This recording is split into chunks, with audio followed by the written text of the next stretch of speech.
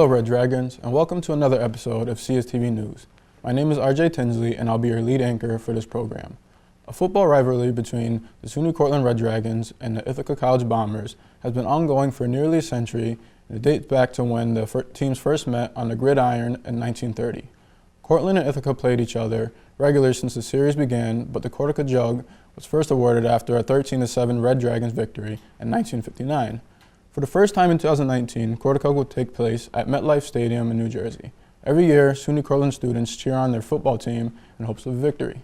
While some students will watch the game here, many others will be traveling to New Jersey to watch the game live. If you'd like to attend the game, you can still purchase tickets online, but do it soon before they sell out. Coming up, we have our reporter Jake Benequisto with a special interview. But first, here's a new segment called New Big Food Review. Check it out.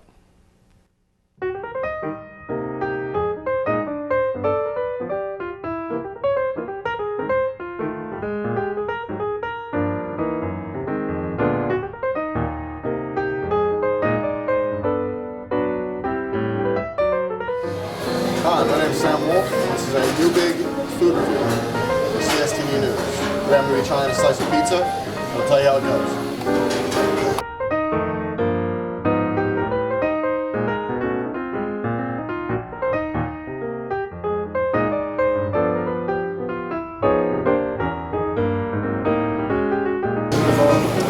So here's our slice. Looks a little crispy. We'll have to see how it is.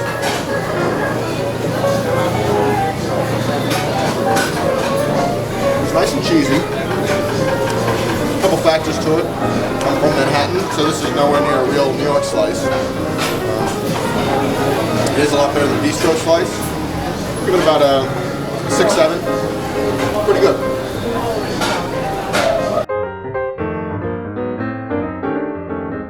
Welcome back, Red Dragons. The Africana Studies Association, Know Your Roots, is excited to announce their upcoming presentation called The Art of Criminalization.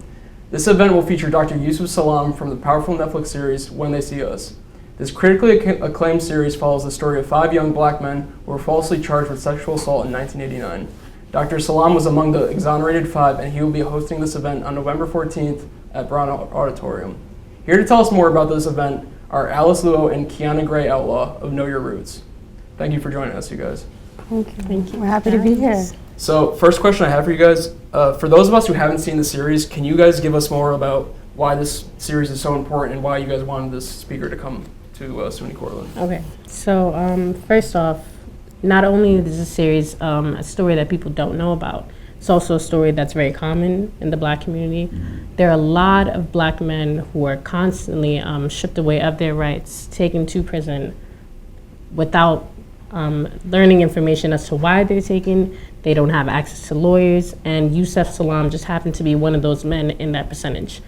Not only was it just him, there were 4 other men accused as well of a crime that they did not commit. When Netflix took upon filming this series, the director specifically, Ava, she's an incredible director, and not only she depict the story so accurately, but she also depicted just how accurate the trial went, which is very different because we don't get to see that in courtrooms. We don't get to see a lot of what happens, and specifically when we're so consumed by the media, we get lost in translation of what's actually going on in the world. All right, so I'm gonna kick it over to you. What efforts did the club go through to land such a special guest? Oh my goodness. I had to jump through literal hoops to get this man here. Like, it seemed like every time I would triumph, and put in a PO with SGA, it would be like something else came up, So like the most I would say was just honestly working with his people because of the fact that he is so much of a hot commodity right now, even though like his story happened 30 years ago. It's so alarming that now people care about it because of the Netflix series, but it's also very rewarding to finally have his story told. So it was basically just making sure like I was on, I was making sure like I was answering emails on time and just getting, paperwork and contracts signed, which is like all new for me. So it was just like, just being time sensitive with all of this. Okay, so this is the last question I have for you guys. What do you hope the students and faculty who attend this event, what do you hope that they take away from it? And what do you want them to come away and think from this event?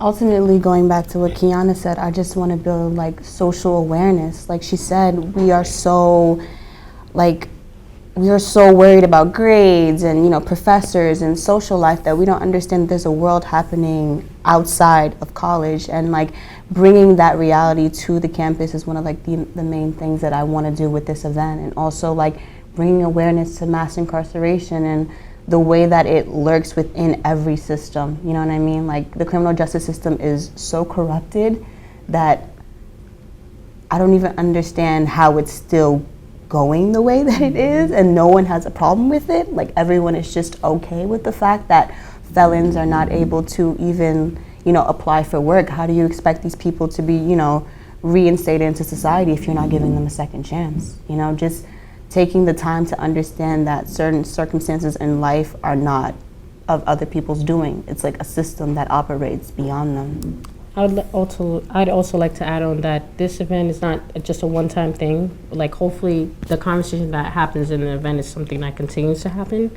The conversation can't stop at an event like this. Hopefully it has to start, but the most we want to encourage is that people don't forget that this is still going on, that this is something that needs to be talked about, that this is something that is a continuing problem. And frankly, there can't be a resolution to it unless people are talking. So, you know, that's just what we want to encourage: the conversation, the awareness, and, you know, the attention towards people who can face these same circumstances. And before we go, can you just tell us again what time and where we can see this event, the presentation? This event will be taking place Old Main Brown Auditorium, Thursday, November 14th at 7:30 to 8:30 p.m. Please come out, support. Awesome. All right, thank you to Kiana and Alice for joining us. That's all we have for this week's episode of CSTV News. I'd like to thank the two of them again for joining us. And be sure to follow us on social media, all the platforms that we have, and we'll see you next week. Thank you.